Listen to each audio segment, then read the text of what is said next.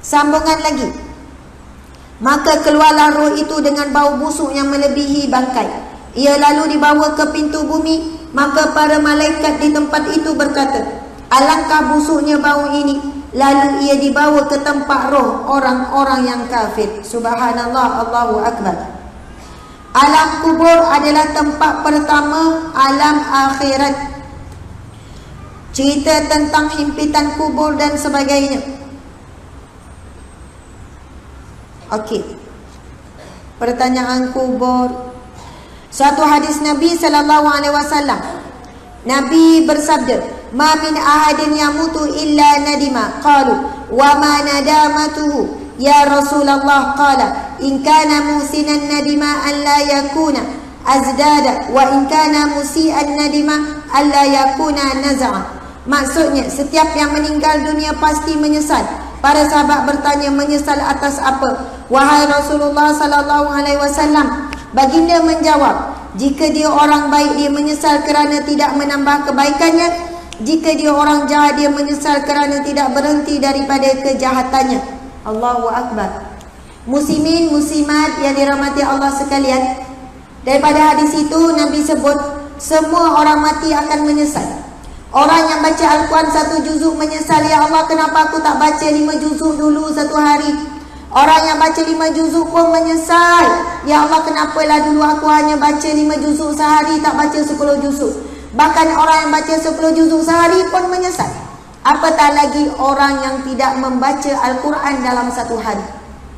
Orang yang solat 5 waktu menyesal, kenapalah tak tambah solat awabin. Orang yang tunaikan solat awabin pun menyesal, kenapalah tak tambah solat awabin yang 2 tu jadi 4. Kenapalah tak tambah lagi solat-solat sunat yang lain. Apatah lagi orang yang tidak solat. Orang yang bersedekah RM5 menyesal, RM10 menyesal, RM20 menyesal, RM50 menyesal, RM100 pun menyesal. Kenapa aku tak sedekah lebih banyak? Kalau tidak, sudah tentu banyaknya pahala yang aku akan nikmati di alam kubur ini. Apatah lagi yang sedekah RM1. Allahu Akbar, subhanallah. Itulah saatnya manusia menyesal demi penyesalan. Maka menyesallah kita di dunia sebelum kita menyesal di saat tersebut. Allahu Akbar. Seterusnya saya ingin membacakan tentang perihal azab kubur. Apakah penyebab kepada azab-azab kubur? Nabi SAW bersabda, yusallitu ala kafiri fi qabrihi tis'atun wa tis'una tinninan taldahu hatta taquma sa'ah falau anna tinninan minha nafakha fil ardi ma ambatat khadira. Sadaqa Rasulullah sallallahu alaihi wasallam. Okey, insya-Allah sekejap lagi ya kita akan edarkan tabung, tapi saya nak sentuh bab sedekah dulu sebelum tabung diedarkan. Akan diutus untuk orang kafir di dalam kuburnya 99 ular yang sangat besar. Semua menggigit dan mematunya hingga hari kiamat. Anda seekor sahaja daripada ular ini keluar di dunia akan menyembuhkan racunnya ke tanah, maka tidak akan tumbuh tumbuhan di muka bumi.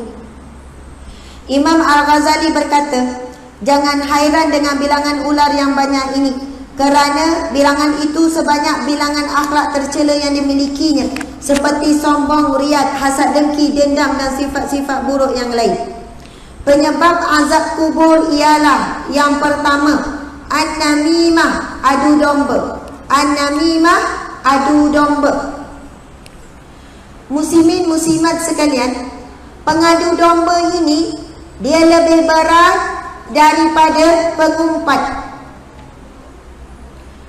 Ini di antara sebab azab kubur yang tidak akan diselamatkan.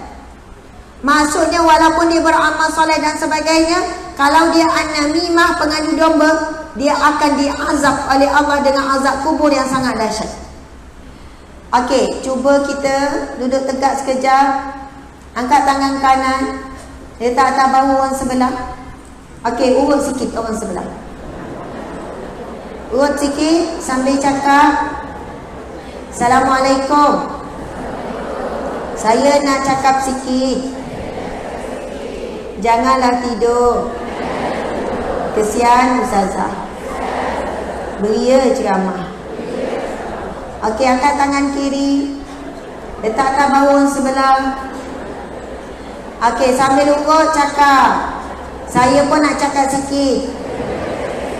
Awak pun samalah. Jangan pandai cakap orang je. Awak pun nampak cakap ya je. Alhamdulillah. Okey, kursi depan.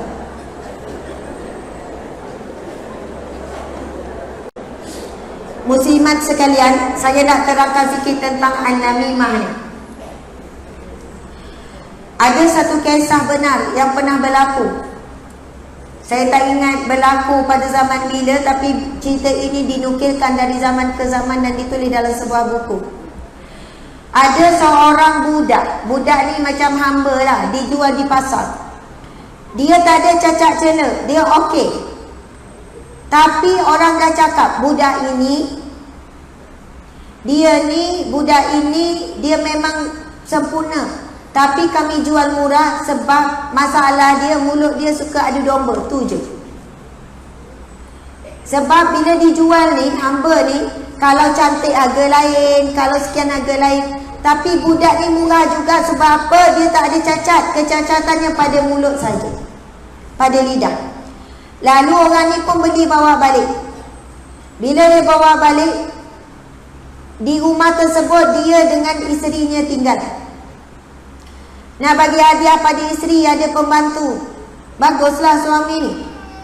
Lepas tu satu hari, budak ni, dia cakap kepada isteri tuan rumah. Dia kata, apa yang aku tahu, suami kamu nak nikah lain.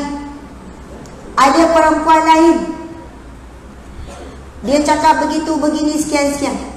Tetapi, kalau kamu nak menawan hatinya, antara yang dia suka ialah apabila kamu membersihkan janggut dia di bawah leher tu. Ada janggut dan ada bulu-bulu. Kamu perhatikan suami kamu suka mengemaskan bulu di bawah leher tu. Jadi kalau kamu buat begitu, suami kamu mesti mencintaimu. Tapi buatlah keadaan dia tidur. Buat kejutan untuk suami. Kemudian budak ni pergi pula pada suami perempuan tersebut. Tuan, kalau tuan nak tahu, isteri tuan ada lelaki lain. Dan dia telah merancang untuk bunuh tuan ketika tuan tidur. Maka, kalau tuan tak percaya cakap saya, malam ini tuan buat-buat tidur. Nanti tuan akan tengok apa yang isteri tuan akan buat. Isteri ni pisau mesin ketika itu bukan macam sekarang. Halus, jilet tu kan. Tetapi dia menggunakan mungkin pisau ke apa-apa parang ke benda-benda yang tajam lah. Lalu memang itulah yang dibuat oleh isteri tu. Dia pun menyelak leher sebab nak cukur di bawah leher kan. Bila diselak lalu dihunuslah benda tajam. Kemudian suami tu pun bangun. Betul lah apa yang budak tu cakap, engkau nak bunuhku. Belum sempat isteri ni menjawab dan menjelaskan, lalu suami tu ambil pisau yang tajam itu lalu menyembelih isterinya. Setelah berlaku keadaan seumpama itu, keluarga wanita ni pun datang. Nampak berlumuran darah, anaknya mati dalam keadaan demikian. Mereka bunuh lelaki tersebut pula. Sebab itu, dosa An-Namimah ini adalah penyebab utama antara azab kubur. Penyebab utama azab kubur ini disebut di dalam hadis Nabi SAW. Tanpa kita sedar hari ini, An-Namimah ini menjadi kebiasaan masyarakat kita. Kalau mengumpat, contoh, si A mengumpat dengan si B terhadap si C. Faham tak? A dengan B duduk mengumpat tentang C. C tak tahu apa-apa. Satu hari C masak nasi lemak, dia pun hantar kepada si B. Faham ya? Si B makan je lah, makan. Tapi si A tak dapat nasi lemak tu. Dia tak puas hati. Dia pergi jumpa dengan si C. Kau nak tahu tak, yang kau beri nasi lemak tu, si Timah tu, dia mengata kau macam-macam. Kau tak tahu terbalik kau dia buat apa. Ini an-namimah. Kalau saling mengumpat, si tak tahu, si elok je, masak bagi makan apa semua. Mungkin si B menyesal, dah orang buat baik, mungkin dia nak mohon maaf apa. Tapi kerana si A yang tak puas hati, dia tak dapat nasi lemak contohnya, dia pergi racun si cerita apa yang si B mengumpat. Dan mungkin dia tokok tambah. Akhirnya apa yang berlaku, si nak marah sangat, aku tak halal nasi lemak aku bagi hari itu. Mungkin. Dan dia akan rasa benci dan sebagainya. Dia akan rasa kecewa. Aku buat baik dengan dia, selama ni aku tolong dia, tiba-tiba kebencian itu akan meluap-luap. Sebab itu kalau ada cerita-cerita orang yang sampai kepada kita, janganlah kita sambung, cukup berhenti setakat kita. Tak perlu nak guna ayat soleh-solehah, tak payah. Awak, saya nak cerita sikit ni demi kebaikan awak dunia dan akhirat. Saya takut awak dalam keadaan yang tak sedar. Awak kena tahu saya ni cakap bukan apa-apa sebab sayang sangat. Mulut manis tu perempuan. Saya kesian tengok awak buat baik pada dia, kadang buat laksa hantar. Awak tak tahu apa yang dia cakap belakang. Saya nak cakap sikit lah, supaya awak kenal siapa kawan, siapa lawan. Saya ni sebab kawan awak, saya fikir Allahu Akbar. Perasan tak? Kadang kita sendiri ada melakukan perbuatan namimah tersebut.